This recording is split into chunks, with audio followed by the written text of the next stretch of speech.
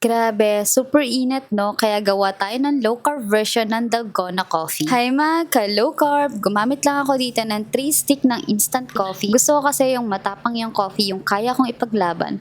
Huy, char! Trinay ko nga siyang sukatin sa 1 teaspoon. Sobra lang siya ng konti. Kung wala naman stick, 3 teaspoon yung ilagay nyo. Next is 2 tablespoon ng hot water. Gamit ako dito ng natural stevia, low carb sweetener. 1 teaspoon lang yung nilagay ko dito. Nalobat kasi yung pang frother ko, kaya hand mixer na lang yung ginamit ko. Pwede naman kayo mag-manual whisk, kaya lang super tagal at super nakakangalay yung ganun. Dito pa nga lang sa hand mixer, talaga nangalay yung kamay ko. Pero kung gusto mo naman nahihirapan, go for manual. Char. Para ma-achieve yung pagka-foamy niya, kailangan i-whisk nyo siya ng 3 to 5 minutes or more than 5 minutes. Hindi pwedeng maiksi yung pasensya mo dito ha. Char. Pag ganito na yung texture niya, okay na yan. Set aside muna natin. Next, sa favorite kong baso, naglagay ako dito ng 1/4 cup ng coconut cream. Dapat half cup ng coconut cream yung ilalagay ko, kaya lang naubusan na kami. Kaya naman, dalawang 1/4 cup ng almond milk yung nilagay ko. Kung wala kayong coconut cream, pwedeng all-purpose cream yung ilagay nyo. At pala ako dito ng 2 stick ng low carb sweetener. Ginamit ko lang ulit itong hand mixer para mag-blend yung almond milk, coconut cream, and yung low carb sweetener na nilagay natin. Bilang lang kayo ng mga 15 seconds, okay na yan. Binilang ko lang din kasi. Siyempre, maglagay na tayo dito ng yellow. Yellow.